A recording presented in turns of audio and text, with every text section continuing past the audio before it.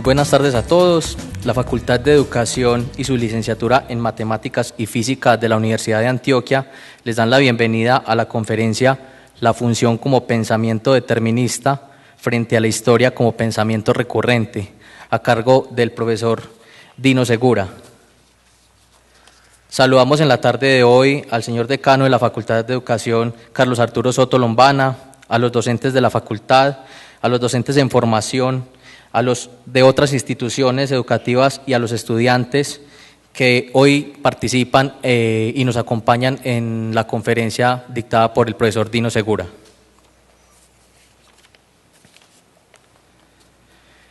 También cabe anotar el agradecimiento de parte de la Facultad de Educación al profesor Dino Segura por aceptar esta invitación y realizar la convocatoria de hoy a través de la licenciatura de Matemáticas y Física para dictar la charla que nos va a dar el día de hoy. El profesor Dino Segura es fundador y coordinador general de la Escuela Pedagógica Experimental. Es licenciado en Física de la Universidad Libre, físico y magíster en Física de la Universidad de Leipzig de Alemania y magíster en Educación de la Universidad Estatal de Nueva York. El profesor Dino Segura ha participado en numerosos eventos científicos, ha publicado más de 30 artículos en revistas nacionales e internacionales y ha publicado 12 libros, entre los que se destacan el titulado Constructivismo, ¿construir qué?, el libro ¿Es posible pensar otra escuela?, y el libro Del aula para el aula, cuaderno 3. Los libros en donde ha participado como coautor son La enseñanza de la física, Dificultades y perspectivas, Actividades de investigación en la clase de ciencias, Vivencias de conocimiento y cambio cultural, La construcción de la confianza, una experiencia en proyectos de aula, Del aula para el aula, cuadernos 1 y 2, La escuela imaginada, opciones de autoformación, Convivir y aprender, hacia una escuela alternativa y Fundamentos de física 1 y 2. También ha participado en eventos nacionales e internacionales y en más de 30 proyectos. Es un placer para nosotros tener la participación del profesor Dino Segura en la tarde de hoy. Damos inicio a su conferencia La función como pensamiento determinista frente a la historia como pensamiento recurrente. Le recordamos que también tenemos el apoyo del Grupo de Didácticas y Nuevas Tecnologías a través de su transmisión vía streaming. Bienvenido, profesor. Adelante con su conferencia. Muy buenas tardes a todos ustedes. Agradezco enormemente la oportunidad y sobre todo la posibilidad de hacer una especie de continuación a una charla que comenzamos hará unos 4 meses, ya no me acuerdo cuándo, en donde quedaron una serie de cosas pendientes. Como los que están aquí no fueron las personas que estuvieron allí cuando se hizo la primera parte, aunque cuando sí hay una persona que estuvo, o por lo menos una, entonces voy a hacer un resumen muy rápido de dónde quedamos y por qué es importante que abordemos hoy un tema que me parece a mí que es un poco más operativo, más de lo que dicen los matemáticos de voleo matemático, que lo que hicimos en aquella oportunidad, que se trataba más de asuntos relacionados con la parte de la filosófica tanto de la escuela en términos generales como de la enseñanza de las ciencias puntualmente. Lo que tratábamos en aquel momento es una especie de queja que planteaba yo a la escuela de hoy, y cuando hablo de la escuela de hoy hablo de la estructura escolar en términos generales, o sea, desde lo que podría llamarse el preescolar hasta el doctorado, pero no solamente de Colombia, sino de todo el mundo. Es decir, en eso nosotros no somos peores que los otros países, sino que compartimos una serie de problemas que quizás, por nuestras características propias en Colombia, son más determinantes en nuestro país que en otros países. El problema complicado que yo les planteaba es que las escuelas hoy en día están organizadas fundamentalmente desde una perspectiva muy anquilosada, sobre todo en cuanto a lo que corresponde o tiene que ver con lo que es la ciencia, lo que es el conocimiento, lo que es la investigación científica. Hay una cosa que es muy curiosa y es que parece que cierto tipo de conquistas que se lograron a principios del siglo pasado, a pesar de que se consideran que son muy importantes, pasaron desapercibidas desde el punto de vista de la concepción de la ciencia y de la concepción del mundo. Y me refiero fundamentalmente a los planteamientos iniciando, dijéramos así, con Einstein y con Heisenberg, pero que se proyectaron posteriormente con Wiener, con Bertrand Lanfy y ahora contemporáneamente con Maturana, con Heinz von Foster, con Gregory Bateson, con todas estas personas que están proyectando una concepción diferente de lo que es el saber, de lo que es el conocimiento, de lo que es la ciencia, que es realmente muy diferente desde hace 100 años o casi 100 años a lo que se tiene en este momento como idea orientadora del saber en la escuela. O sea, lo que yo quiero plantear, que era lo que yo planteaba hace unos 4 meses, que no voy a repetirlo ahora, sino simplemente a recordarlo, lo que yo planteo es que la concepción de ciencia que orienta la organización escolar es fundamentalmente una concepción de ciencia determinista. A pesar de los planteamientos de Einstein que nos dice que existe la relatividad, o sea que cada observador arma un cuento distinto, una teoría distinta, una concepción distinta, una ciencia distinta con el mismo conjunto de datos experimentales, y a pesar del determinismo que nos plantea Heisenberg, que dice no podemos observar sin modificar, el observador no puede ser objetivo, es imposible la objetividad. A pesar de esos dos elementos, que el uno de 1927, Heisenberg, y el otro de 1916, con la teoría general de la gravitación de Einstein, desde esa época, y ya digo hace casi 100 años, a pesar de eso, hoy en día se sigue con una concepción de ciencia, con una concepción de investigación, una concepción de verdad, con una concepción, dijéramos así, inclusive de enseñanza y una concepción de aprendizaje que tienen que ver más con lo que sucedió antes que lo que podría haber sucedido después de estos planteamientos de Heisenberg y de Einstein.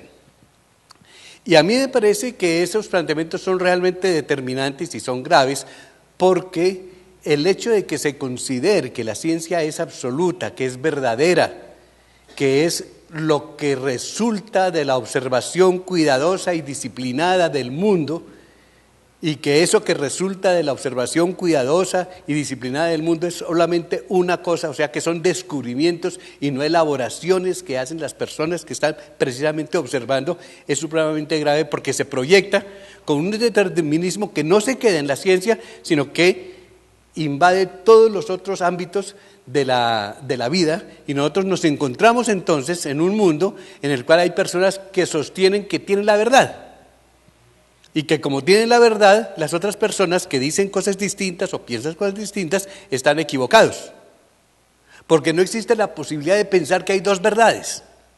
No existe la posibilidad de pensar que con el mismo conjunto de acontecimientos y de datos podrían elaborarse 1000 teorías distintas, todas perfectamente válidas, aun cuando podrían íntimamente estar contradictorias entre sí.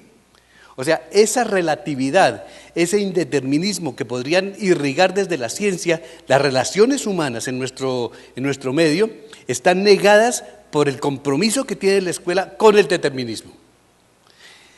Y yo les decía, voy a hacer una partecita de lo que hablábamos hace 4 meses, y yo les decía que en este momento nosotros tenemos que buscar alternativas para que la escuela renuncie al determinismo, por una parte, pero que al mismo tiempo invente una manera diferente de llegar, por ejemplo, a la clase de física, haciendo una clase de física no determinista, y ahí viene un problema complicado, y es cómo podemos nosotros pensar en la enseñanza, si queremos hablar de esos términos, aunque no es un poco caduco hablar de la enseñanza.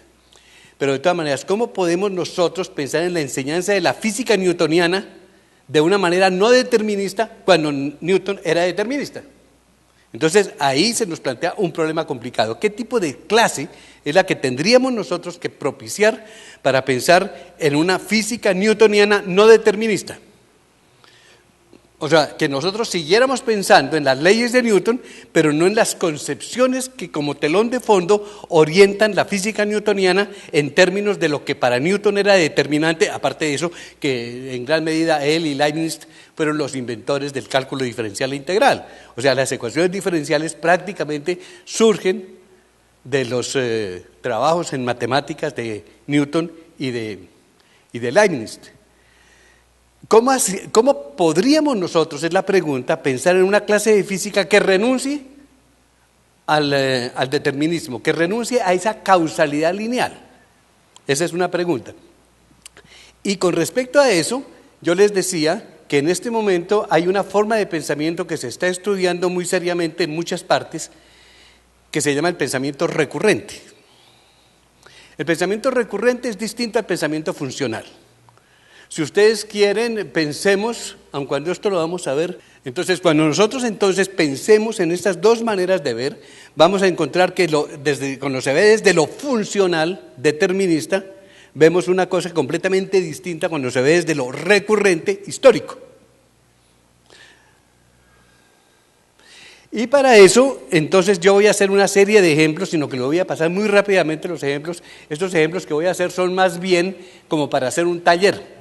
Y hace 4 meses hicimos un tallercito chiquito precisamente porque eso es lo importante. Yo quiero que ustedes sigan la actividad a ver si es imposible lo que voy a proponer, pero de todas maneras lo voy a proponer porque no tengo otra alternativa, y es, tratemos de imaginarnos que estamos haciendo un taller.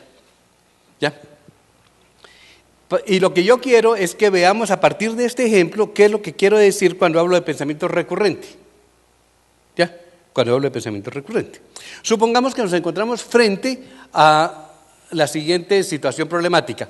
¿Cuántos cuadrados hay en un tablero de ajedrez? Entonces, cuando se hace esa pregunta, normalmente hay alguien que dice 64. Y todos se le quedan mirando y dicen, oye, qué tipo tan vivo, 64. Pero otro dice, ¿y el de afuera no vale? Ah, entonces 65. Ah, pero si vale el de afuera, entonces ¿por qué no vale el de 2×2 y el de 3×3? Ah, no, entonces hay muchos. Y hay otro que dice infinito. Ya, entonces ese es el tipo de preguntas que aparecen, de respuestas que aparecen cuando uno me pregunta cuántos cuadraditos hay en un tablero de ajedrez. Vamos a aproximarnos a la respuesta a esa pregunta. Y aquí sería, como les decía, en términos de taller sería muy bonito. Si yo tengo 8×8 es un problema muy grande, muy complicado, pero si yo tengo que el cuadrado de ajedrez, que no es un cuadrado de ajedrez, sino que yo tengo simplemente un cuadrado, un solo cuadrado, ¿cuántos cuadrados hay en un solo cuadrado? Pues hay uno, ¿no? No hay solo un cuadrado. Pero si tengo un cuadrado de 2×2, ¿cuántos hay? Entonces si hay de 2×2 hay 2, 4, y el grande, 5. Ah, mire, 5. ¿Qué es esto, no? Y para entender el número de cuadrados que aparecen aquí, se puede ir mirando allá arriba en el tablero de ajedrez. Y si fuera de 3×3, ¿cuántos cuadrados hay? Entonces 3×3, pues hay 9 de 1, ¿cierto? 3×3. Y ahora de 2, ¿cuántos hay? 1, 2, 3, 4, ¿cierto?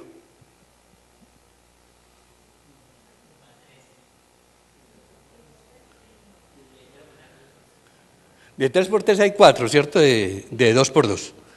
Y de 3×3 hay 1. Entonces hay 9 y 4, 13 y 1, 14, ¿cierto? 14 cuadrados en 3×3. Y si fuera 4×4, tómense la molestia. 4×4 hay 30, yo ya lo hice. ¿Ya? Entonces hay 30. Entonces alguien dice, viendo lo que está apareciendo aquí, ¿cuál sería en el siguiente cuadrado? ¿Cuántos cuadrados había? O sea, en el de 5, ¿cuántos hay? Si aquí hay 1 en el de 1, 5 en el de 2, 1, 5, 14, 30. ¿Aquí qué número viene?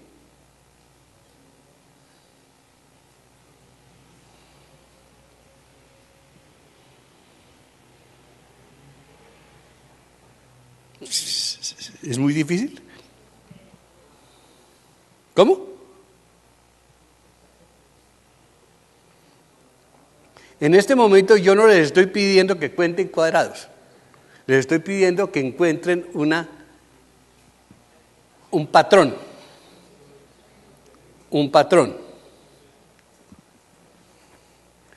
Entonces aquí hay 1 y aquí hay 5. O sea que de aquí a aquí, ¿cuánto aumentó? Y de 5 a 14, ¿cuánto hay? Y de 14 a 16, perdón, a 30, 16. O sea que aumentó 2 al cuadrado, 3 al cuadrado, 4 al cuadrado. Entonces, ¿aquí qué número viene? 55, 30 más 25. Y después de 55, 55 más 36. Y después de 36, 36 más 49. Y después de ese 49 más, en total, cuando yo llegue aquí a 8, tendré 203 o 204, ya se me olvidó cuántos cuadrados. Entonces, ¿qué pasa? Esto de encontrar la respuesta al problema, mirando esto, es buscar la historia de los acontecimientos. Y entonces yo estoy dando una respuesta a partir de esto y no de la relación que existe entre esto y esto, sino mirando esto. O sea, cuando yo digo que de aquí a aquí hay 4, de aquí a aquí 9, de aquí a aquí hay 16, en el siguiente 25, en el siguiente 49, y llego a la respuesta mirando lo que sucede aquí, yo estoy mirando la historia, estoy mirando los acontecimientos, estoy mirando qué es lo que está sucediendo. Claro que hay otra manera de ver esto, y es esta. Cuando yo tengo un cuadrado de 1, hay solamente 1. Cuando yo tengo uno de 2, hay de 1 por 1 hay 4 y de 2 por 2 hay 1. Cuando yo tengo de 3 por 3, tengo 9 de 1, 4 de 2, 1 de 3, total 14. Cuando yo tengo de 4, tengo 16 más 16 de 1, 9 de 2, 4 de 3 y 1 de 4, o sea, de 4 por 4. Y entonces encuentro que cuando yo quiero saber cuál es el valor, cuál es el número de cuadrados que hay aquí, de 4, digo, de 4 hay 4 al cuadrado, más 3 al cuadrado, más 2 al cuadrado, más 1 al cuadrado, total 30. Entonces cuando haya 8 aquí será 16, será 8 al cuadrado, más 7 al cuadrado, más 6 al cuadrado, etcétera, y tengo la respuesta. Y ahí tengo una fórmula. Entonces yo digo, el número de cuadrados de cualquier cuadrado de dimensiones que yo quiera, arbitrario, tendrá el número mayor al cuadrado más n menos 1 al cuadrado más n menos 2 al cuadrado más n menos hasta 1. Y esta es la respuesta. Esa segunda respuesta es de carácter funcional. La primera, que habíamos encontrado antes, es de carácter recurrente. En esta de carácter recurrente miramos los resultados y vemos cómo están modificándose los resultados de una manera sistemática, sin ver qué pasa aquí para allá. En el funcional vemos cómo están dándose esos resultados como una consecuencia de otro patrón de formación que me permite a mí encontrar una forma, una función para resolver el problema. ¿Vemos las diferencias entre las dos cosas? El uno es pensamiento funcional, el otro es pensamiento recurrente. El pensamiento recurrente es histórico, porque es que, entre otras cosas, la historia es así. Nosotros no podemos decir que los acontecimientos en la historia sean el resultado de la aplicación, dijéramos así, de una función donde yo pongo variables en la función y encuentro el resultado aquí. Sino que yo lo que tengo que manejar son los acontecimientos. Entonces yo veo los acontecimientos y veo cómo se están dando los acontecimientos, qué pasa de uno a otro, qué patrones se dan en esa cuestión, y así armo el pensamiento histórico, armo las teorías, de pronto llamo la atención sobre lo que puede suceder, porque en este momento hay tendencias, qué sé yo, pero no desde una perspectiva funcional, sino desde una perspectiva recurrente histórica. Entonces por eso es histórico. En otros momentos o en otras disciplinas, este pensamiento recurrente también es supremamente importante. Cuando uno habla en la biología, el resultado de lo que un organismo llega a ser es el resultado de la interacción entre el organismo y el entorno. Pero ese resultado de la interacción entre el organismo y el entorno es permanente. O sea, el organismo interactúa con el entorno y como consecuencia se modifica el organismo y se modifica el entorno. Ese organismo modificado interactúa con el entorno y como consecuencia de eso se modifica el organismo y modifica el entorno. Y eso se está dando cada instante, cada segundo, cada milésima de segundo, cada millonésima de segundo se está dando esa interacción entre el organismo y el entorno. Y entonces ese organismo modificado está permanentemente interactuando con el entorno y como consecuencia de eso vienen todas las funciones de crecimiento, todas las funciones de desarrollo, todas las funciones de estructuración del organismo y de modificación del entorno. Esos son pensamientos recurrentes que son muy usuales en la biología, que son muy usuales en las ciencias sociales y que en este momento son una especie de intuición, de posibilidad de ser utilizados en las ciencias naturales y particularmente en la física. ¿Cómo podemos utilizar este pensamiento recurrente en la física? Y más o menos aquí habíamos quedado hace 4 meses. Y entonces nos habíamos propuesto también de pronto hacer una conferencia, una charla, un taller, en donde viéramos cómo podemos plantearnos el problema de la recurrencia en el caso de la física.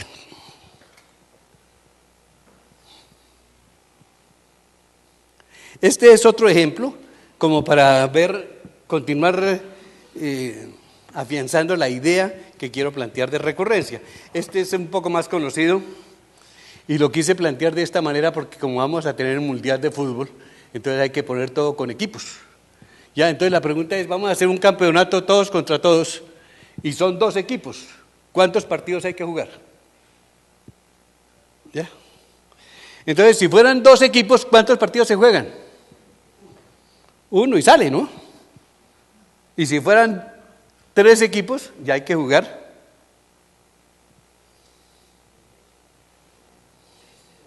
Hay 3.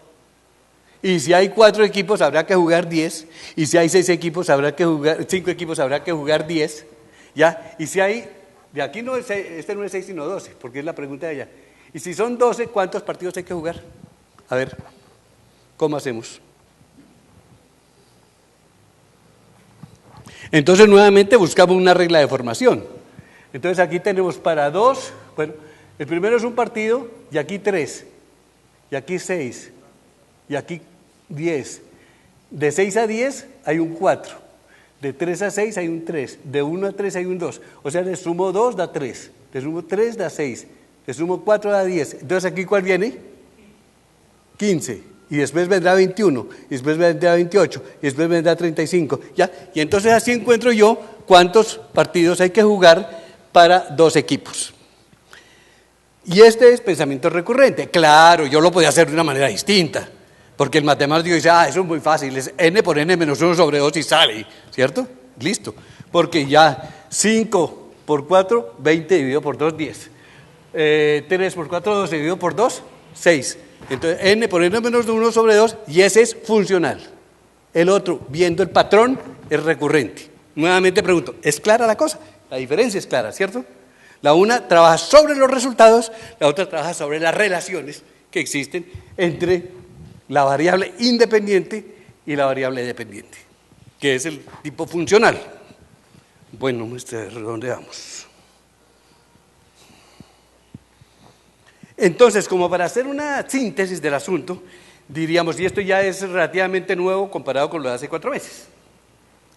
Entonces, en el pensamiento funcional, nosotros tenemos una expresión más o menos del tipo que y es igual a una función de x, z, t, lo que sea, en donde se supone que los términos que están entre paréntesis son las variables independientes, ¿ya?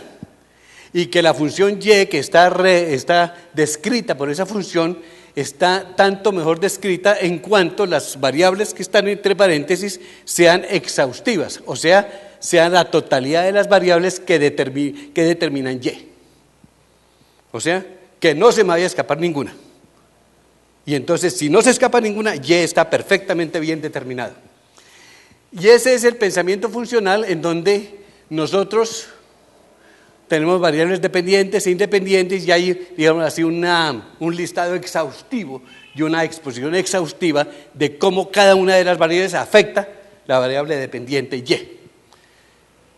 En ese caso, dense cuenta que hay algo así como un observador que desde afuera está mirando el asunto, ¿ya? Y hay una cierta objetividad en cuanto, una vez tenga yo esa función determinada, echo a andar la función y la función me va a dar a mí un resultado independientemente del observador, ¿ya? Normalmente esas funciones, esas yes se obtienen a partir de las ecuaciones diferenciales. Y las ecuaciones diferenciales normalmente conducen a este tipo de expresiones y tienen una característica determinista.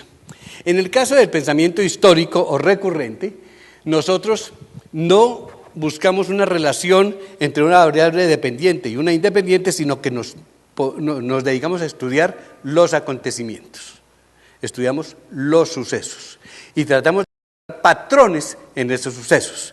Por ejemplo, encontramos en la lista aquella de 1, 3, 6, 10, 15, 21, 28, un patrón. O encontramos aquella otra en donde 1 más 4, 5, más 9, 14, más 16, 30, encuentro un patrón. Entonces busco el patrón, independientemente de que haya variable dependiente e independiente, yo estudio los acontecimientos y trato de encontrar un patrón en ese acontecer. Y eso es, digamos así, el pensamiento histórico. Entonces, en ese caso, los acontecimientos involucran al observador de una manera que la vamos a ver un poco más clara en una pantalla un poquito distinta, la que viene más tarde. Entonces, ahí vamos a encontrar una cosa interesante, y es que aparece un elemento clave que me parece que es determinante y que es muy importante, y es que aparece la retroalimentación. Y por eso ese pensamiento recurrente es muy importante, porque esa retroalimentación nos lleva fácilmente a la teoría del control. Y si nos metemos en la teoría del control, estamos en la cibernética. Y si estamos en la cibernética, estamos en el pensamiento contemporáneo. Yo lo que creo es que nosotros, a pesar de que estamos viviendo el siglo XXI, tenemos un pensamiento bastante decimonónico. O sea, nosotros no hemos llegado al pensamiento contemporáneo. Y cuando yo digo nosotros, no me refiero a los colombianos, digamos la especie humana, ¿ya? No ha llegado realmente a un pensamiento contemporáneo en donde involucremos en ese pensamiento una manera diferente de ver los acontecimientos, en donde tengamos conciencia de las retroalimentaciones y cosas por... Vamos a ver lo de la retroalimentación con un ejemplo, ¿ya? Ajá, este es un ejemplo. Este es un ejemplo común y corriente, de todos los días, cuando tomamos aguapanela en la casa, ¿cierto?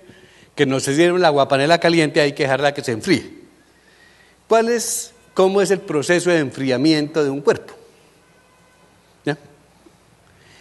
Y aquí no se trata de hacer una física nueva, sino ver la física vieja de una manera diferente. ¿Ya? Vamos a tratar de resolver esto, por lo menos mentalmente, desde una perspectiva contemporánea y no simplemente aplicando una ecuación. Entonces, cuando un cuerpo se enfría, el enfriamiento del cuerpo, o sea, la temperatura, el enfriamiento del cuerpo depende de la temperatura del cuerpo. Si la diferencia entre la temperatura del cuerpo que se enfría y la temperatura del medio ambiente es muy grande, la variación de la temperatura es muy rápida y digamos así, muy grande también. Si la diferencia de temperatura entre el medio y el cuerpo es pequeña, la variación de la temperatura es pequeña. O sea, si, vamos a ponerlo de otra manera, si yo tengo una taza de agua a 70 grados en un medio que está a 20 grados, digamos temperatura de laboratorio, hay una diferencia de 50 grados entre los dos. 50 grados, ¿por qué? Porque la taza está a 70 y el medio está a 20. En ese caso, en un minuto es posible que la temperatura baje de 70 a 60.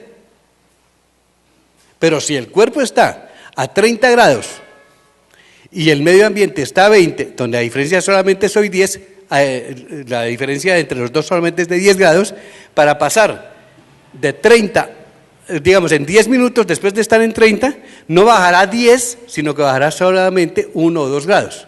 En la medida en que pasa el tiempo y la temperatura del cuerpo se acerque a la temperatura del medio ambiente, la variación de la temperatura, o sea, el enfriamiento, es más lento.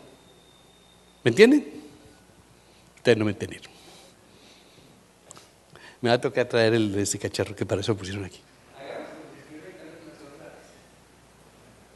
Si yo tengo un vaso y la temperatura de este vaso, del líquido que está aquí en este vaso, es de 70 grados Celsius, y este está en un ambiente, podría ser este ambiente, a 20 grados Celsius, hay una diferencia de temperatura entre esto que se debe enfriar, que es el pocillo de agua panela. ¿Así me entienden? ¿Me escuchan bien? Entonces dejemos esto a un lado. Pero Venga, profe, yo se lo habilito. ¿Qué cosa?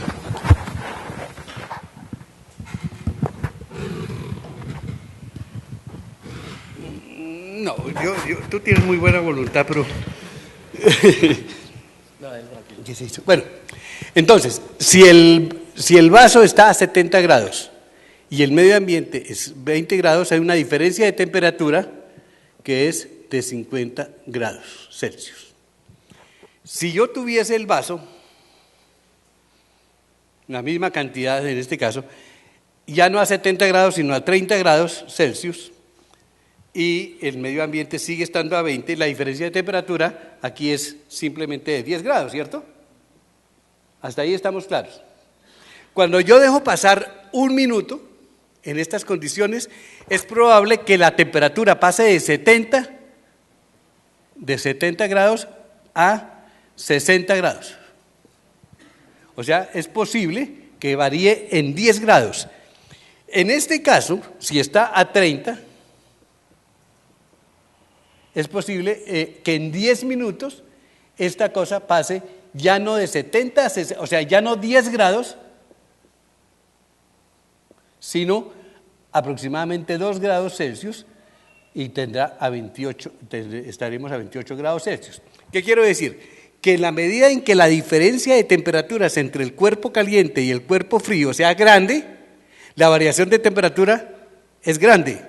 Si la diferencia de temperatura entre el cuerpo caliente y el ambiente no es sino 10 grados, o sea, mucho menor que esta diferencia de temperatura, ya no variará en 10 minutos, en un minuto, 10 grados Celsius, sino posiblemente 2 grados Celsius.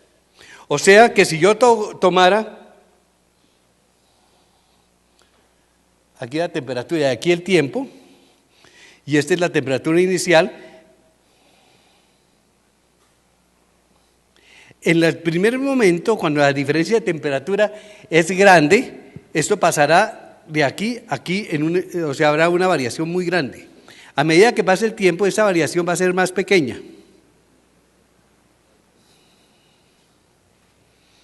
Cada vez va a ser más pequeña la variación, de tal manera que esta curva va a ser así, más o menos.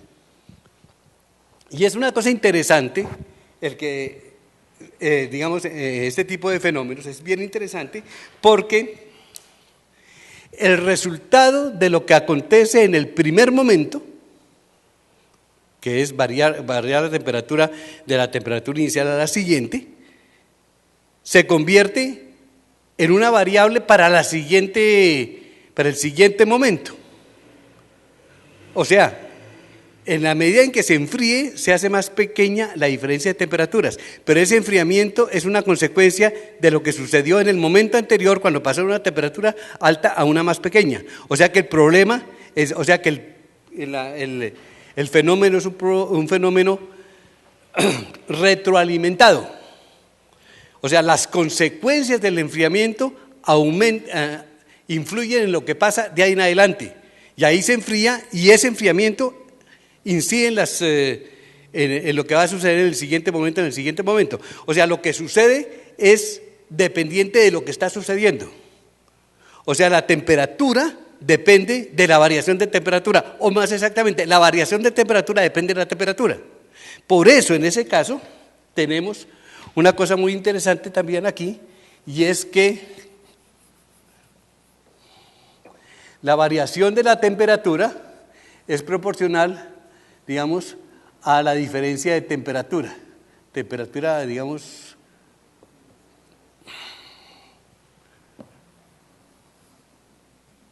una temperatura final menos esta temperatura. Entonces, esta variación de temperatura depende de la temperatura. Y por eso cuando yo, bueno, acá era un delta T.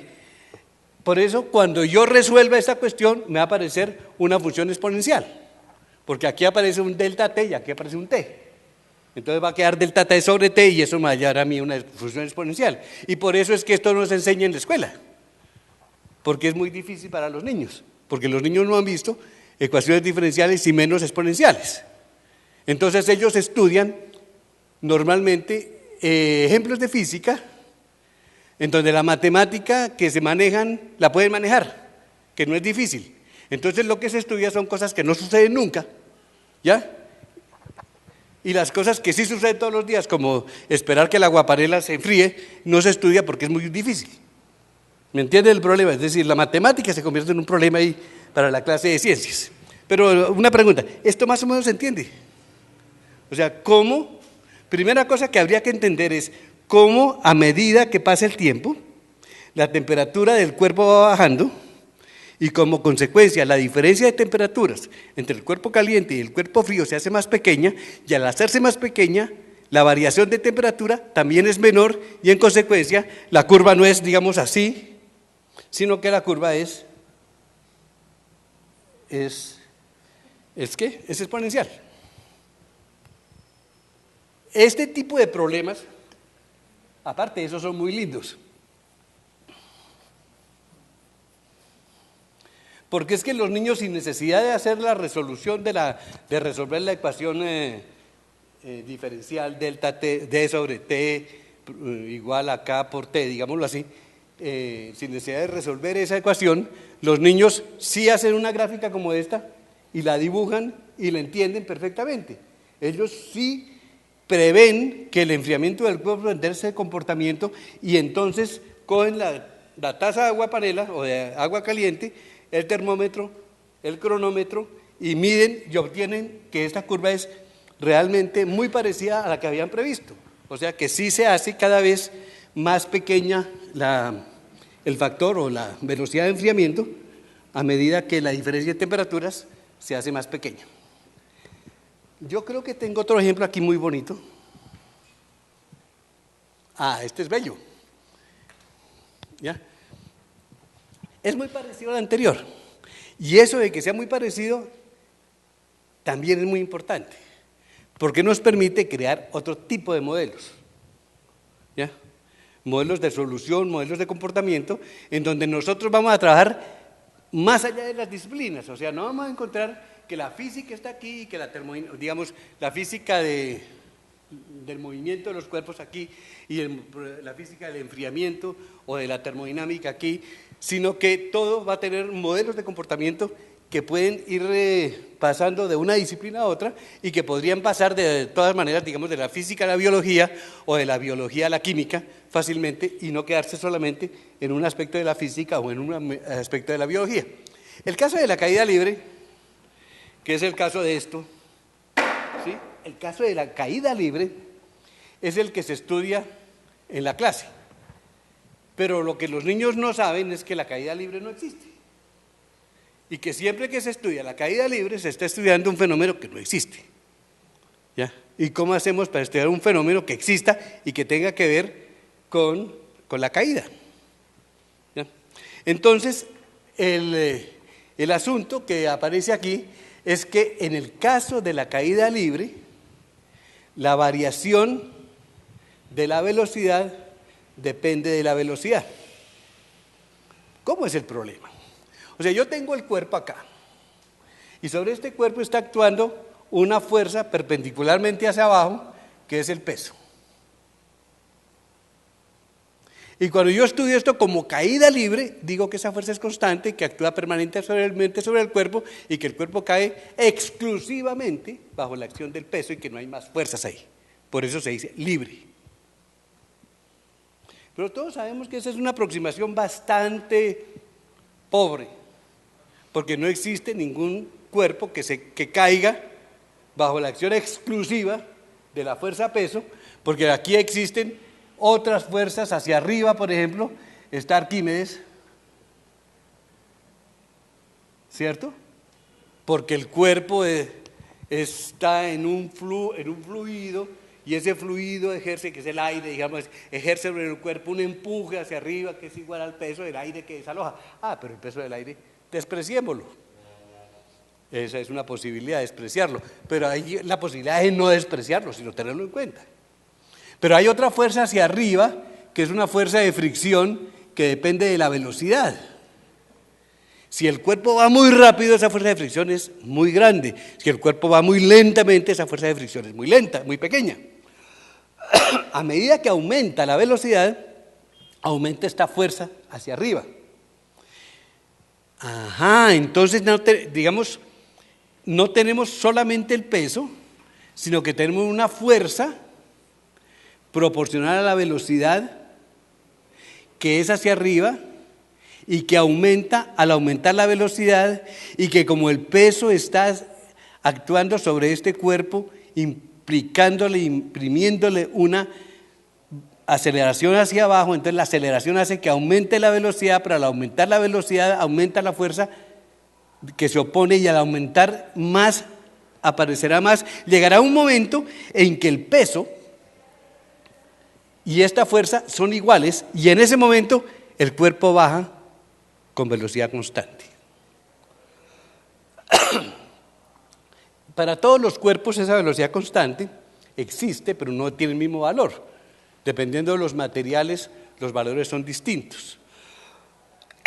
Entonces, y dependiendo también de la forma, cuando la forma tiene más que ver con Arquímedes y con las formas de viscosidad, de toques y estas cosas, porque es que aquí no solamente está el peso hacia abajo, sino que está Arquímedes, está la fuerza de Stokes derivada de la viscosidad, ¿ya? Y está la fuerza de fricción derivada de la velocidad. Todas estas fuerzas son hacia arriba y estas hacia abajo. Entonces, hay más fuerzas que solamente esta. Bueno, pero entonces volviendo al asunto.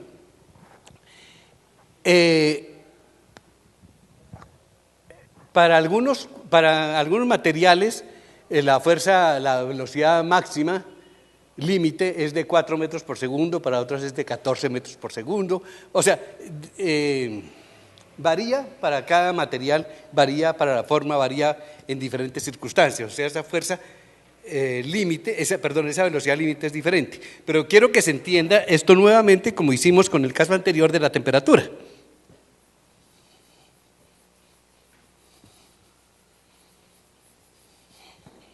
Que lo que uno encuentra, entonces, si aquí tenemos nuevamente el tiempo y aquí tenemos la velocidad, es que el cuerpo puede partir de cero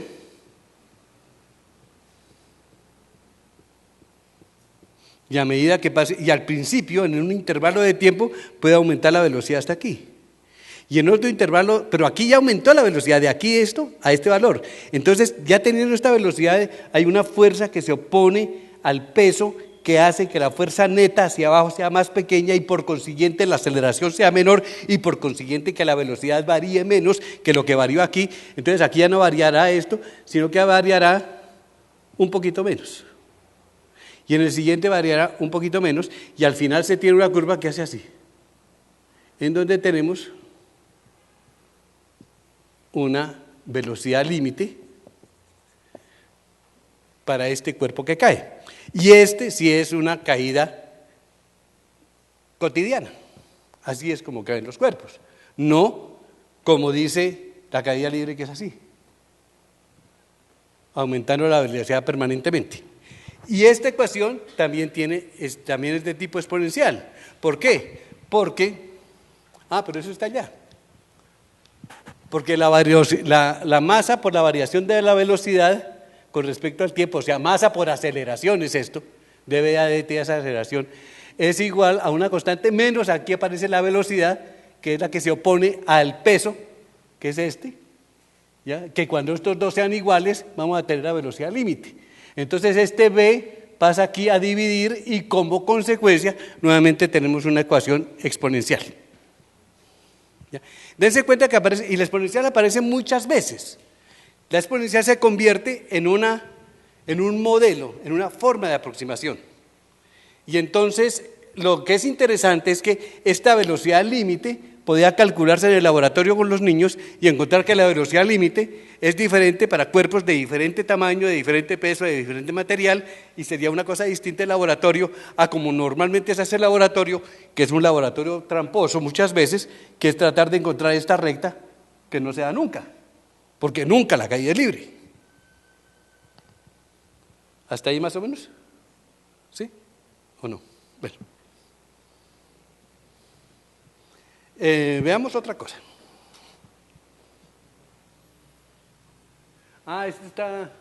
Es el desarrollo de esto del cuerpo que cae. Arriba tenemos la fuerza de fricción, que es proporcional a la velocidad y que tiene un signo negativo porque se opone a la gravedad. Y abajo tenemos la fuerza neta, F es igual a mg menos k por b. Aquí tenemos la segunda ley de Newton, masa por aceleración, igual a la fuerza que está actuando, y por consiguiente, la expresión que teníamos en la diapositiva anterior, que es esa que está ahí, donde tenemos acá el dB y allá al otro lado el B, y por consiguiente la expresión exponencial. Bueno. Este es muy bonito. Con este se graduó de maestría una niña que trabajaba en la EPE, que hizo este problema. Es un problema en donde se muestra cómo la velocidad con que sale el fluido de un recipiente no es constante, sino que varía en la medida en que sale el agua. Al salir el agua baja el nivel, al bajar el nivel baja la altura, al bajar la altura baja entonces la presión, y por consiguiente cada vez el agua sale con menor velocidad cuando se está desocupando el tanque. Y ese es un problema también muy bonito, en donde nuevamente tenemos la expresión en donde la variación de nivel depende del nivel, y en donde el resultado en cada momento, que es la posición el nivel, se convierte en una variable para determinar la velocidad, y entonces es un sistema retroalimentado. En el caso de la caída libre, la retroalimentación es negativa, y por eso se obtiene una velocidad límite, porque al aumentar la velocidad para efecto de la aceleración, al aumentar la velocidad, aumenta la fuerza que se opone, hasta que la fuerza que se opone es tan grande que equilibra totalmente el peso y tenemos un sistema en equilibrio, dijéramos así, con una velocidad constante, que es la velocidad límite. ¿Ya? Bueno. Este es bonito, también es un ejemplo bonito de lo que se puede hacer en el laboratorio, precisamente estudiando estos problemas que tienen ecuaciones diferenciales que a veces son complicados, pero que me parece a mí que son más bonitos en cuanto reflejan de una manera un poco más precisa lo que realmente sucede en la cotidianidad. Esta es una joya. A ver. Podríamos hablar de un péndulo, podríamos hablar de un resorte. Lo que tenemos aquí es un cuerpo que oscila. Imaginémonos esto. Si yo tengo acá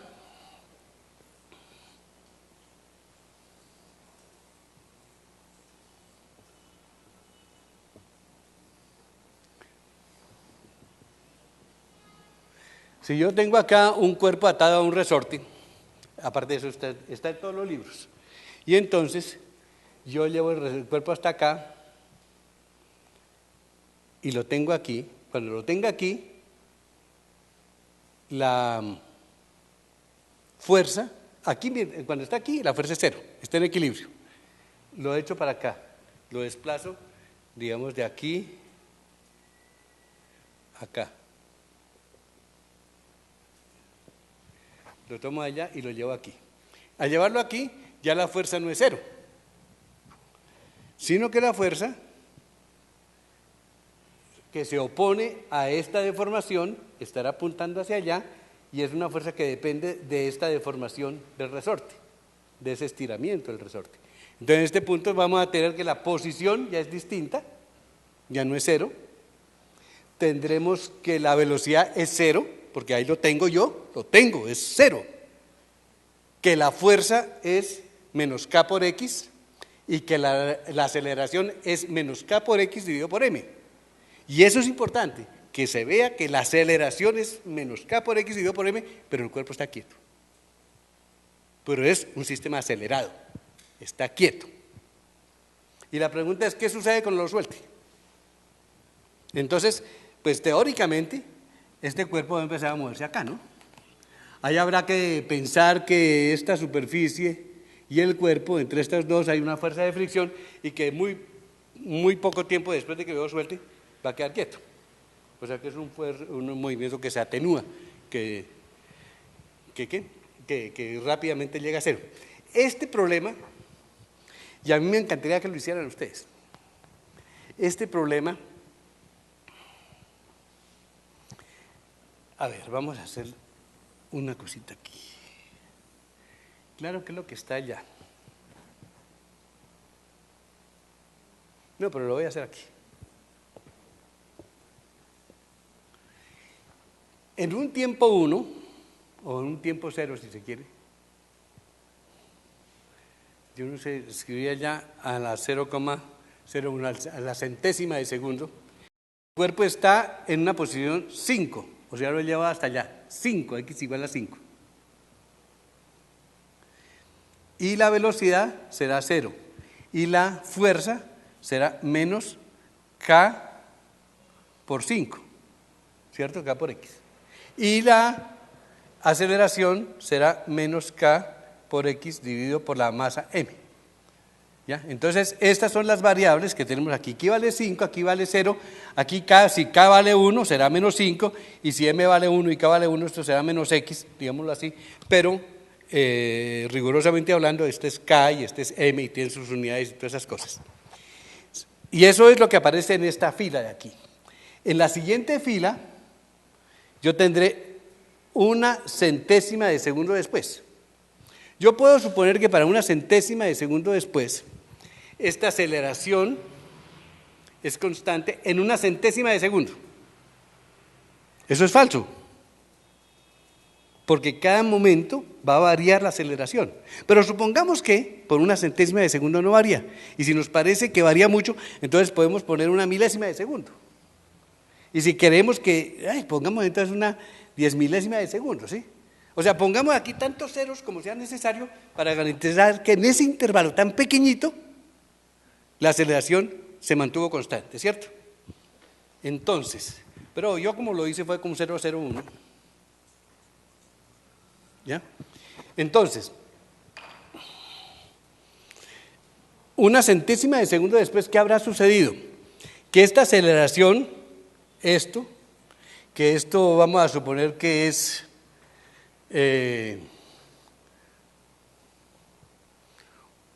digamos en una tabla de Excel, esto es 1, 2, 3 y esto es A, B, C, D, E, ¿cierto? En una plantilla de Excel tenemos eso. Entonces aquí una centésima de segundo después, yo tendré que aquí en X, perdón, aquí primero en la velocidad o en la aceleración, no sé, la velocidad habrá variado, aquí era 0, este será ABC, será C1, que es 0, más aceleración, que es E1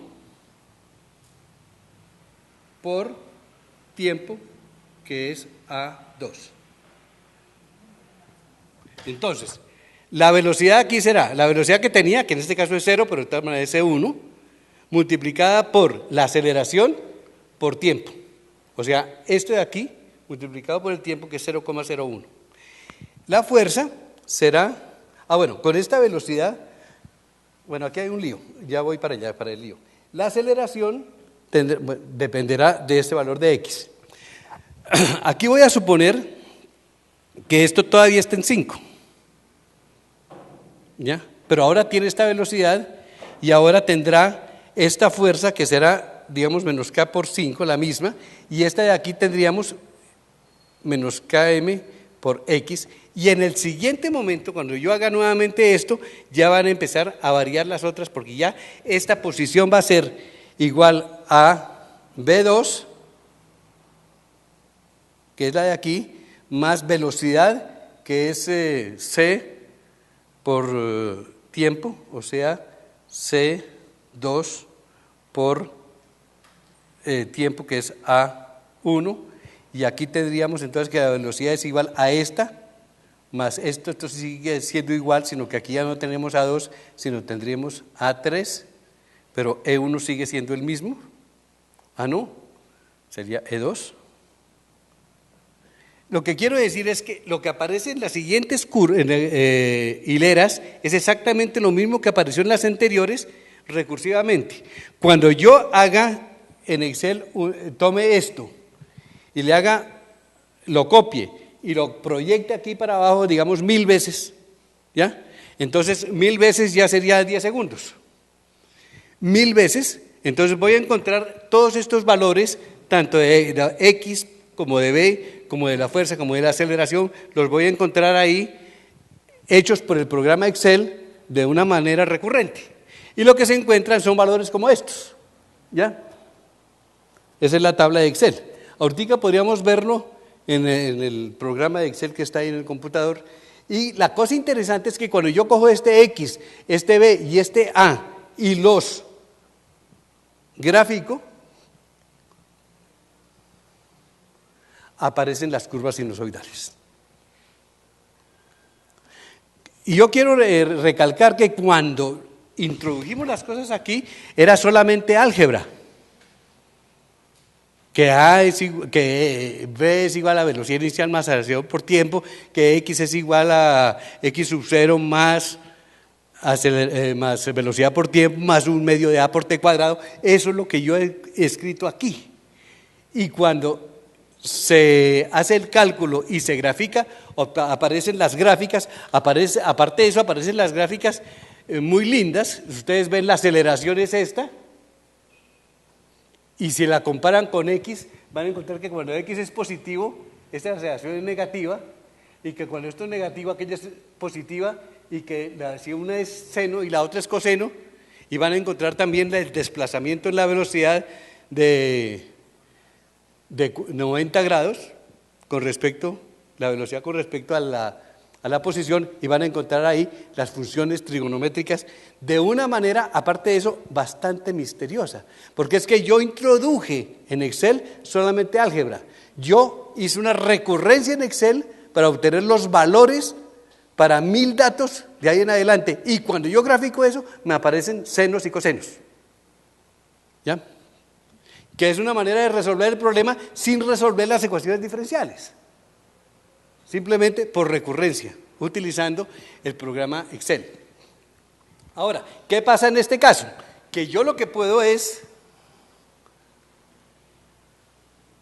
bueno, pero aquí no se ve. Yo lo que puedo es, a esta fuerza de aquí, que en este caso simplemente es menos K por X, le puedo introducir la fuerza de fricción. Y entonces ya no me van a aparecer las ecuaciones como aparecieron ahí las gráficas, sino que van a aparecer unas gráficas distintas.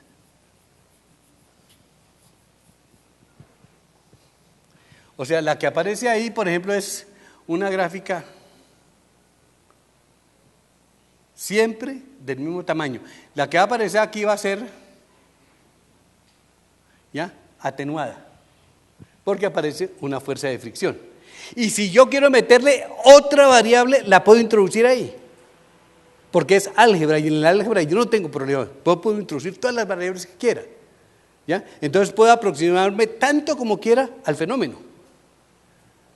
Y aparte de eso, puedo tomar valores en el laboratorio para obtener, dijémoslo así, coeficientes, digámoslo así, de lo que esté sucediendo con el fenómeno que se está estudiando. Por ejemplo, en el caso del enfriamiento, yo puedo comparar cómo es el enfriamiento de un vaso de agua a 70 grados con el enfriamiento de un vaso de alcohol también a 70 grados, y entonces yo voy a estar estudiando propiedades termométricas, digamos así, de las sustancias.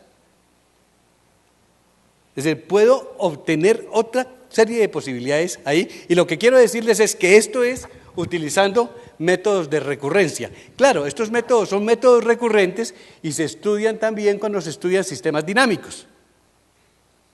Y yo quiero enfatizar en otra cosa, que todos estos sistemas son retroalimentados.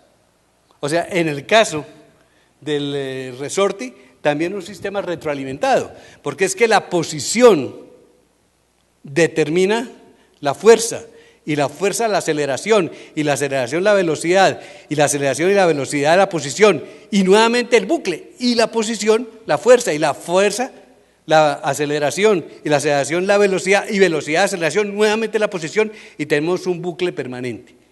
Un bucle en el cual las cosas están influyendo entre sí. En una cosa está implicando la otra cosa. Y eso me parece a mí que es muy importante que se vea, porque es que normalmente esas implicaciones, esos bucles, no se ven en la clase, en la escuela. Y eso sería salir un poco del asunto determinista, porque aquí podemos incluir más variables, podemos incluir más posibilidades.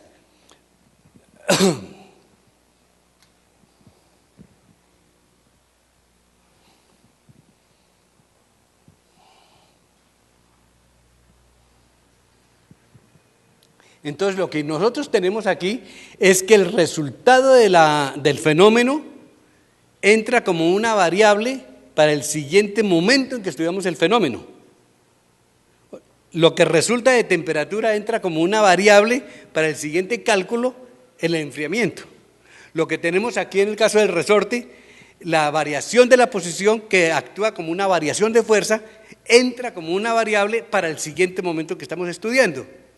O sea que siempre son bucles, lo que se está estudiando son bucles. Ya no hay una causalidad lineal donde esto ocasiona esto, sino es que la posición ocasiona fuerza, pero la fuerza ocasiona o es la causante de la aceleración, que es la causante de la velocidad, que es la causante del cambio de posición, que es la causante de la variación de la fuerza, y entonces ¿cuál es la causa primera? ¿Cuál es la causa última?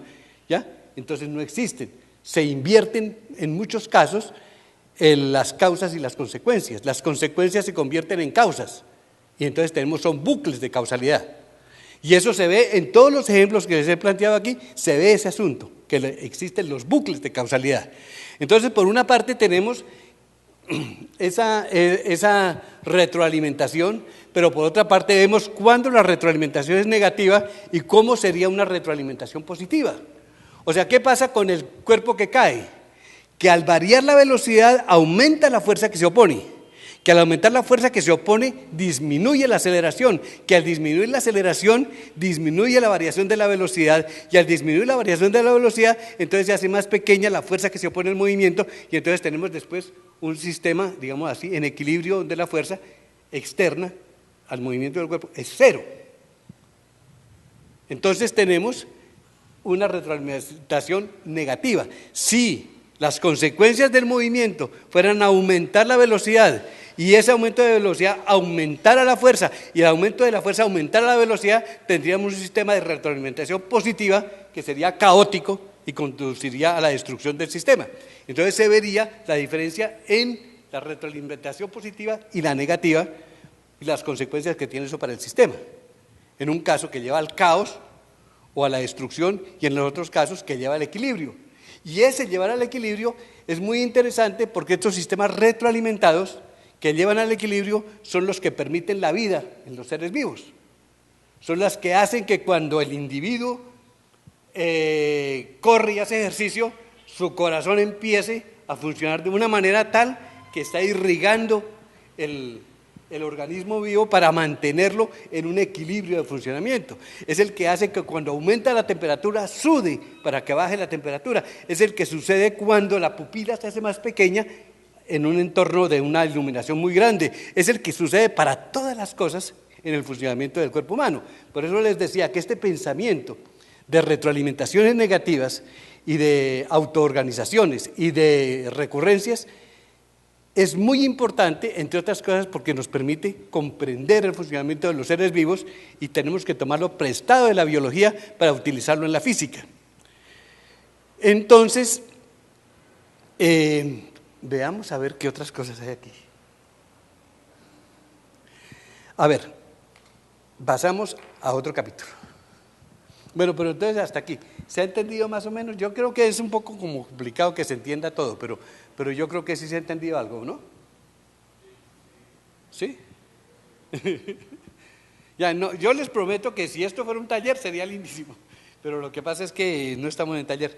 Entonces, a ver, en este caso yo les decía, cuando yo digo la velocidad depende de la velocidad, la posición depende de la posición, la aceleración depende de la aceleración, la temperatura depende de la temperatura. Son situaciones que se pueden llamar como autorreferenciadas. Son cosas en donde lo definido entra en la definición. Son cosas como cuando se dice que los cretenses somos mentirosos.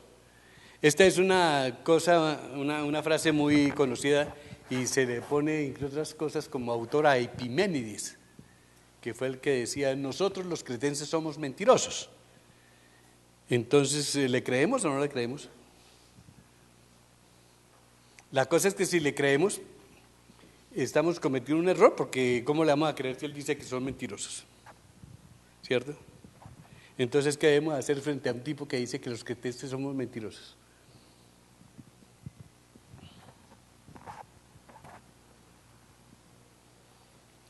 Y lo mismo sucede con otras frases o con otros casos en donde el número, digamos, lo que se dice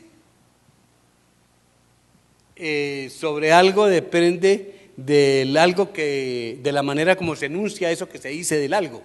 O sea, existe algo así como una autorreferencia. Si yo digo, por ejemplo, esta frase tiene 5 letras, pues eso es equivocado, ¿no?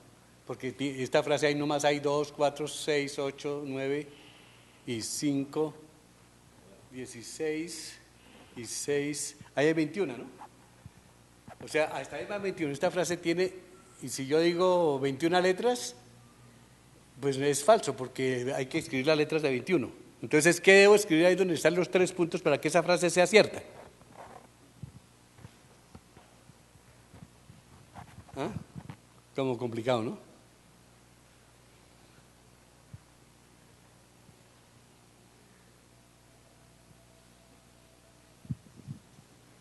Entonces la frase no se puede hacer hasta que uno no haya resuelto el problema de la frase, es decir, la frase en sí misma es un problema.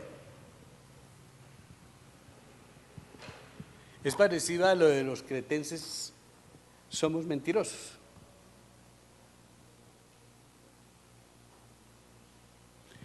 Mentiras, ese Epiménides está loco, yo creo que no son mentirosos. Pero si no son mentirosos, entonces ¿por qué dijo que somos mentirosos? No, tienes razón, sí, los cretenses somos mentirosos. Ah, pero entonces está diciendo la verdad. Entonces, al fin, ¿qué hacemos con el Señor? Y lo mismo sucede con esta frase, yo creo que si escribimos 31, es correcto. ¿Quieren hacer la cuenta? Si yo digo, esta frase tiene 31 letras, ¿será que sí tiene 31 letras?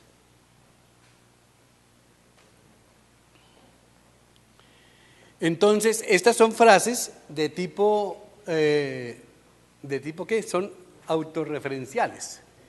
Este es el tipo de pensamiento que estamos nosotros planteando. Cuando nosotros decimos que la variación de la velocidad depende de la velocidad, que la variación de la temperatura depende de la temperatura, estamos nosotros hablando de que las cosas no son externas a nosotros, sino que nosotros estamos incorporados dentro de la definición y dentro de las cosas mismas. O sea, que no existe la posibilidad de la objetividad, porque nosotros estamos metidos dentro del mismo cuento que se está tratando de dilucidar. Entonces se habla de estos sistemas autorreferenciados, pero aquí yo dejémoslo ahí, que si tenemos tiempo hablamos de estos sistemas autorreferenciados, que esta es otra cosa, ¿cierto? Que tienen que ver algo con la relatividad y la incertidumbre. Y pasemos a otra cosa del pensamiento recurrente, y era esto es de Henri Poincaré. Poincaré hace 100 años se encontró con el pensamiento recurrente y encontró que el pensamiento recurrente en matemáticas es lo que realmente caracteriza la creación en matemáticas. O sea, si las matemáticas se caracterizaran solamente por el pensamiento deductivo, sería una esterilidad terrible, porque cuando se habla de la deducción, en lo que se deduce, no hay ninguna novedad. Lo que se deduce ya es todo está enunciado, porque es simplemente una deducción de lo que ya se había formulado. Solamente aparece novedad, dice Poincaré, cuando aparece la recurrencia. Y aquí yo quiero volver nuevamente a la recurrencia, como la vimos al principio, y es la recurrencia, por ejemplo, cuando contábamos los cuadrados de ajedrez, o la recurrencia cuando decíamos cuántos partidos hay que jugar, o sea, cuando vemos la historia de los acontecimientos. Ahí aparece la recurrencia, y Poincaré dice que precisamente en ese tipo de ejemplos es donde está la creación en matemáticas. Y entonces él tiene todo un libro que se llama Ciencia e Hipótesis, en donde habla de la importancia de la recurrencia para la clase de matemáticas. Pero dejemos la clase de matemáticas quieta, eso no vamos a hacer más de la clase de matemáticas, pasemos a otra cosa. Lo que yo quiero decir ahora para terminar es esto, y es cuáles son las perspectivas que quiero plantear yo para el aula. Primero, yo creo que nosotros tenemos necesidad de presentar nuestras clases desde una perspectiva diferente a la perspectiva determinista usual. En la clase, cuando se resuelven los problemas y se dice sin la resistencia del aire, en un régimen laminar, que no sea turbulento, que no exista viscosidad, cuando se cortan todas esas variables, los fenómenos que se estudian se sacan de la realidad y se colocan en un ámbito de no existencia, que es el ámbito ideal donde los acontecimientos se dan y existe una matemática perfectamente establecida para estudiarlos, pero que no son los fenómenos de la cotidianidad, sino son unos fenómenos construidos para que las matemáticas funcionen. Si nosotros realmente queremos acercarnos a los fenómenos de la cotidianidad, tenemos que buscar alternativas como, por ejemplo, estas de utilizar la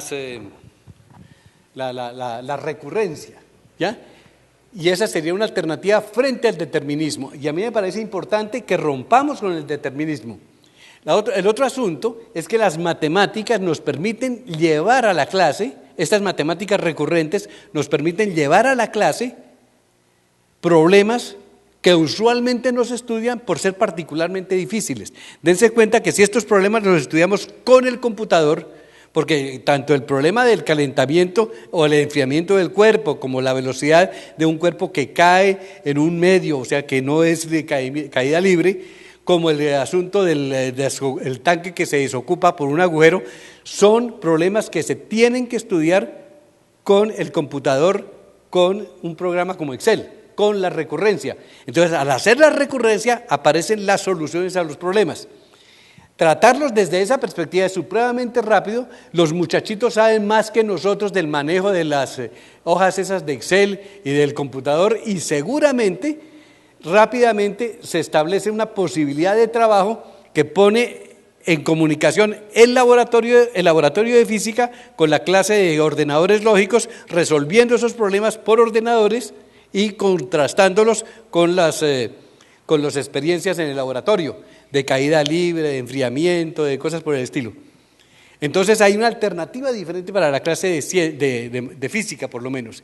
Pero aparte de eso aparecen una serie de fenómenos como el problema de la retroalimentación, sobre todo la retroalimentación negativa, que nos lleva a nosotros a situaciones de control, a introducirnos en el asunto de la cibernética y a comprender, no simplemente a manejar de una manera mecánica, sino a comprender el movimiento, el funcionamiento de los controles que aparecen y de todos estos sistemas cibernéticos que estamos invadidos por todo lado.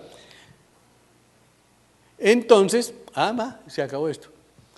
Entonces, la invitación que yo le quiero hacer a ustedes es que de pronto podamos constituir un grupo de personas que empiezan a trabajar desde la perspectiva de la recurrencia para estudiar los fenómenos en la clase de física, introducirnos en la retroalimentación, en la autorregulación, en la cibernética, desde la clase de física y enfrentar los problemas de una manera distinta.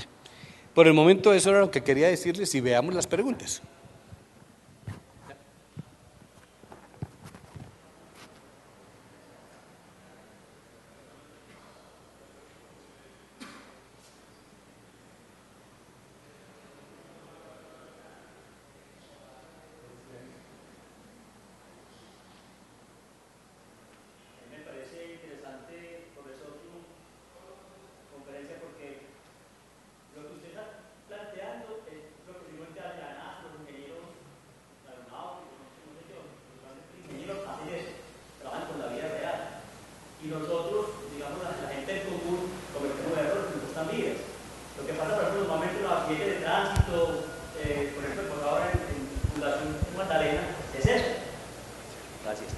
es eso, es que la gente del común, nosotros, no manejamos la ciencia como se debería manejar. La manejan son los grandes pues, ingenieros y cosas por el estilo, pero el que lleva el bulto es el del común, porque no tiene acceso a esa forma de ver las cosas. Me parece a mí, o sea, que en ese sentido yo reivindico esa conferencia, de cómo la gente que conoce mucho hace cosas como ir a la luna, y nosotros, no sé, los demás, pues nos quedamos en un bus.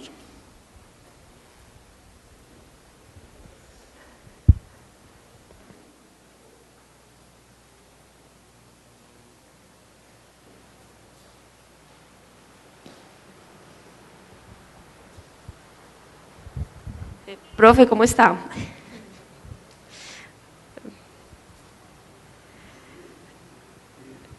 ¿Cómo ha estado, profe? Bueno, me alegro.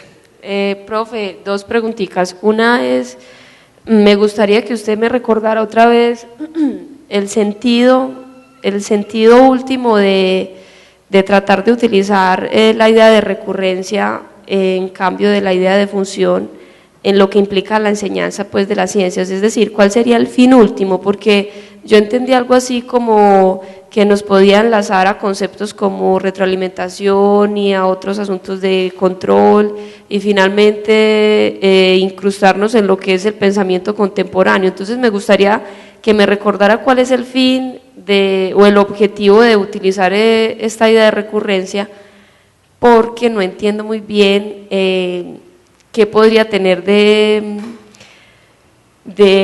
mejor o de novedoso encuadrarnos en el pensamiento contemporáneo, porque el pensamiento contemporáneo sería mejor que el del siglo XIX.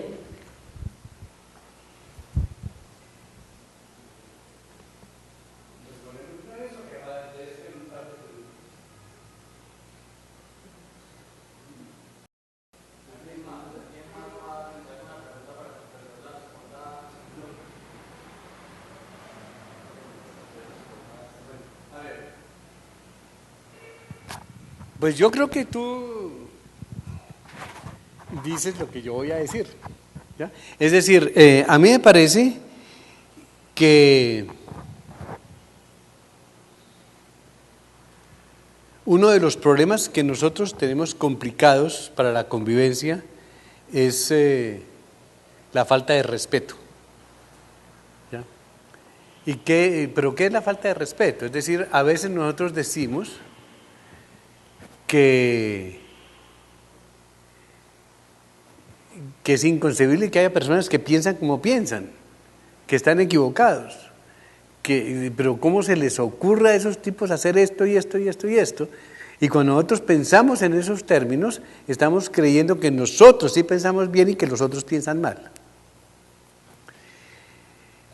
Cuando se presentan esas cosas, con frecuencia se dice, no, pues lo que pasa es que hay falta de educación, falta que haya una mayor sensibilización, y entonces uno trata de modificar al otro para que piense como pienso yo y podamos convivir. Y muchas veces las tareas que se cumplen tienen ese sentido, es cómo hacemos para que esas personas no estén en el error en que están, sino que esas personas piensen como yo pienso, porque así sí podremos convivir. Y a mí me parece que la gracia de todo el asunto sería que nosotros pudiéramos convivir, así las personas pensaran diferente a lo que pensamos nosotros. No sé si me entiendan la diferencia. Es decir, no se trata de lograr que las otras personas piensen como yo pienso para que podamos convivir, sino que nosotros deberíamos poder convivir con personas que piensan diferente a lo que pienso yo. Eso me parece que es un elemento de respeto. Pensar, estar convencidos de que hay otras personas que piensan diferente, que hay otras personas que tienen todo el derecho del mundo a concebir el mundo de una manera distinta. Porque es que eso de que las verdades no son absolutas, eso de que no existe una ley definitiva que ya lo ha resuelto todo, eso de que todo está determinado, eso nos lleva a nosotros desde la escuela a pensar que existe la verdad absoluta y que las personas que no piensan como piensa uno están equivocadas. Y yo creo que esa es una consecuencia del determinismo.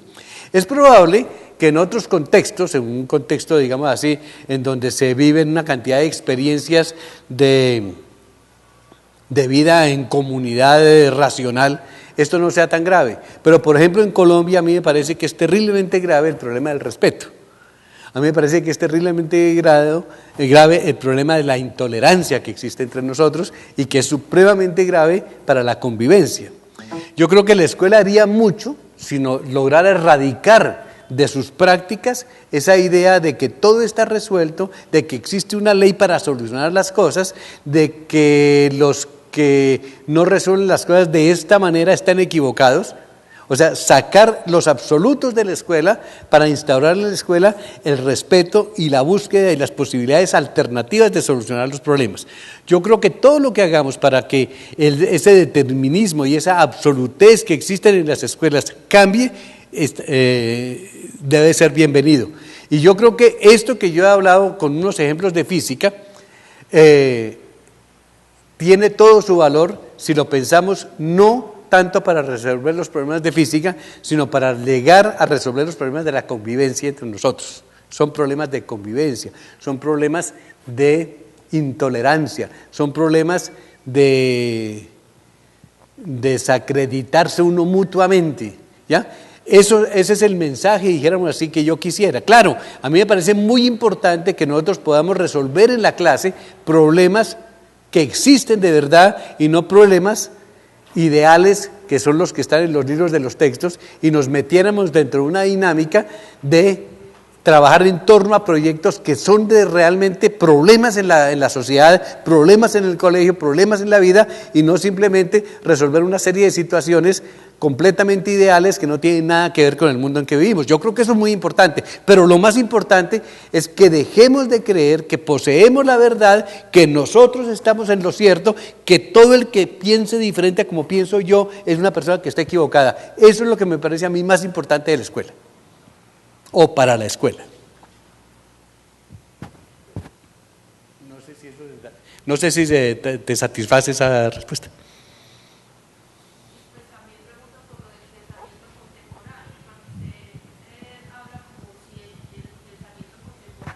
Ya, a ver, lo que pasa es que el pensamiento contemporáneo está muy refundido, dijémoslo así.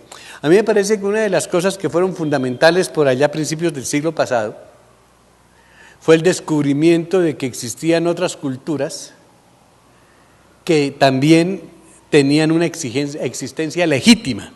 O sea, en el siglo XIX y en el siglo XVIII de Europa partieron una serie de expediciones al mundo para corregir los errores de concepción y las falsas creencias que tenía todo el mundo. Y aparecieron una serie de expediciones de científicos que iban a todo el mundo a llevar Newton, a llevar el pensamiento occidental. Y lo llevaban convencidos de que lo que pensaban los aztecas, por ejemplo, estaba equivocado. Era para reírse. Que lo que pensaban los incas estaba equivocado. Era ridículo. Lo que pensaban, ya, todo el mundo estaba equivocado. Los que tenían la razón eran los representantes del pensamiento occidental, los europeos. Y se fueron a imponer, digámoslo así, con la mejor voluntad del mundo, se fueron a imponer eso en todo el mundo a sangre y fuego. Cuando aparece todo esto de Einstein y todas estas cuestiones de Heisenberg, lo que aparece es claramente la posibilidad de que existen múltiples realidades, de que cada quien en este mundo puede construir una realidad distinta a la del otro, y que son realidades que tienen igual sentido, igual posibilidad de existencia. Entonces, eso forma parte del pensamiento contemporáneo. Forma parte del pensamiento contemporáneo todas estas cosas del LGB, a mí se me olvidó todas las palabras, todas las letras que son, todos estos problemas de género, surgen del pensamiento contemporáneo. No solamente es la tolerancia, es también el respeto, es el concebir que cada quien tiene dentro de su dinámica como ser humano la posibilidad de decidir, de ser como debe ser, como quiere ser. y que no existe, no tiene por qué existir una imposición externa. Todo eso es contemporáneo.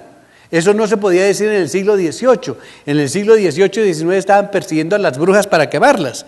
Hoy en día siguen persiguiéndolas para quemarlas, pero en este momento existe un movimiento mundial en contra de esa intolerancia. Eso es pensamiento contemporáneo. El pensamiento contemporáneo tiene que ver con la posibilidad de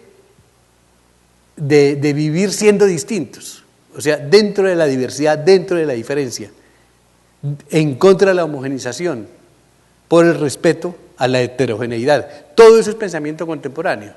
Y todo eso me parece a mí que está negado en la escuela por el determinismo, por el absolutismo y por el creer que existe lo normal, que ese es otro problema complicado. ¿Quién dijo que existe la normalidad? ¿Y qué es la normalidad? Sobre eso sería interesante hacer una charla para ver cómo es el asunto de la campana de Gauss cuando habla de las curvas normales y ver cómo realmente esa estadística es absolutamente equivocada para la gran mayoría de los casos en que se utiliza esa estadística, porque la normalidad no existe. ¿Quién es normal y quién no es normal? Y todo eso forma parte del pensamiento contemporáneo.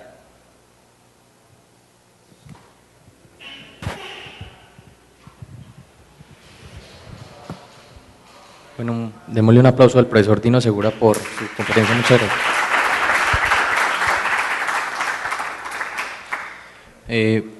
Queda primero que todo agradecerle al profesor Dino Segura nuevamente por aceptar la invitación de parte de la licenciatura en Matemáticas y Física de la Facultad de Educación de la Universidad. Agradecerles a ustedes también por su presencia y participación. Les recordamos que la facultad continúa realizando eventos académicos en el marco de sus 60 años y mañana tiene la primera conferencia del ciclo con la doctora Araceli de Tesanos en el auditorio principal de la sede de investigación universitaria a las 4 de la tarde. Por allá los esperamos y están bienvenidos para que asistan y participen. Y también les agradecemos nuevamente su participación en esta tarde. Muchas gracias, profesor Dino Segura, y esperamos verlo nuevamente.